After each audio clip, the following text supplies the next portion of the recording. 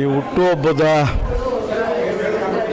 ದಿನಾಂಕ ಯಾವಾಗ ಗೊತ್ತಾಗ್ತದೆ ಅಂದರೆ ನಾವು ಸರ್ಕಾರಿ ನೌಕರರಾಗಿ ಸೇರಬೇಕಾದಾಗಲೋ ಅಥವಾ ರಾಜಕಾರಣಿಗಳಾಗಿ ಗ್ರಾಮ ಪಂಚಾಯಿತಿಗೆ ನಾಮಿನೇಷನಿಂದ ಹಿಡಿದು ಲೋಕಸಭೆವರೆಗೂ ನಾಮಿನೇಷನ್ ಮಾಡುವಂಥ ಸಂದರ್ಭದಲ್ಲಿ ನಮ್ಮ ಪೂರ್ಣ ಮಾಹಿತಿಯನ್ನು ಕೊಡಬೇಕು.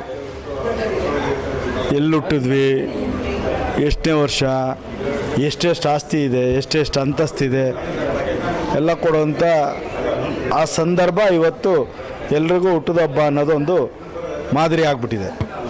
ಆ ಮಾದರಿಲೂ ನಾನು ಒಬ್ಬ ಸೇರಿಕೊಂಡಿದ್ದೀನಿ.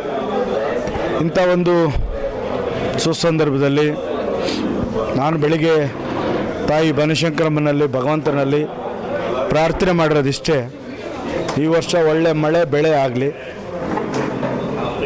ರಾಜ್ಯಕ್ಕೆ ನಗರಕ್ಕೆ ಸುಖ ಶಾಂತಿ ನೆಮ್ಮದಿ ಸಿಕ್ಕಬೇಕಾದ್ರೆ ನಗರಕ್ಕೆ ಒಳ್ಳೆ ಮಳೆ ಆದ್ರೇ ನಾವು ಬೆಂಗಳೂರಲ್ಲಿ ನೆಮ್ಮದಿಯಾಗಿ ಬದುಕೋಕ್ಕಾಗೋದು.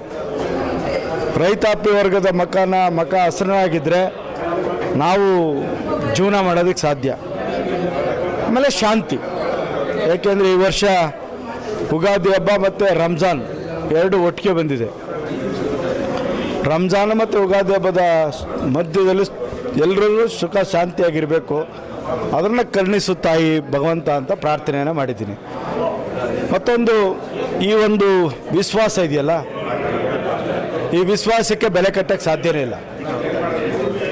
ಈ ಪ್ರೀತಿಗೆ ಬೆಲೆ ಕಟ್ಟಕ್ಕೆ ಸಾಧ್ಯನೇ ಇಲ್ಲ.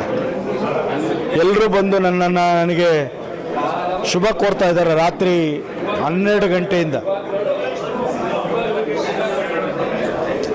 ಗಂಟೆಯಿಂದ ಶುಭ ಕೋರ್ತಾ ಇದ್ದಾರೆ.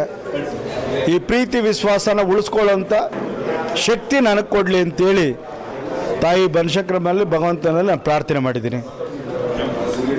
ಈ ಒಂದು ವಿಶ್ವಾಸಕ್ಕೆ ಬೆಲೆ ಕಟ್ಟಕ್ಕೆ ಸಾಧ್ಯ ಇಲ್ಲ ಅಂಥ ಒಂದು ದಿನ ಅಂತ ನಾನು ಈ ಸಂದರ್ಭದಲ್ಲಿ ಭಾವಿಸ್ತಾ, ನನ್ನ ತಂದೆ ತಾಯಿ ಜನ್ಮ ಕೊಟ್ಟ ಮೇಲೆ ಎಲ್ಲಿವರೆಗೆ ಈ ಪ್ರೀತಿ ವಿಶ್ವಾಸ ನನ್ನ ಮೇಲೆ ಹಿರಿಯರು, ತಾಯಿಂದಿರು, ನನ್ನ ಲೈಂಗಿಕ ಮಿತ್ರರು, ಅನೇಕ ಎಲ್ಲ ನಾನಾ ಥರದ ಅಧಿಕಾರಿಗಳು, ಇಲಾಖೆಯಲ್ಲಿ ಪತ್ರಕರ್ತರಿರ್ಬೋದು, ಯಾರೇ ಇರ್ಬೋದು, ಅವರ ಋಣವನ್ನು ಪ್ರೀತಿಯನ್ನು ಉಳಿಸ್ಕೊಳ್ಳೋಂಥ ಪ್ರಯತ್ನ ಮಾಡ್ತೀನಿ. ಆ ವಿಶ್ವಾಸ ನನಗಿದೆ, ಆ ವಿಶ್ವಾಸವನ್ನು ಉಳಿಸ್ಕೊತೀನಿ.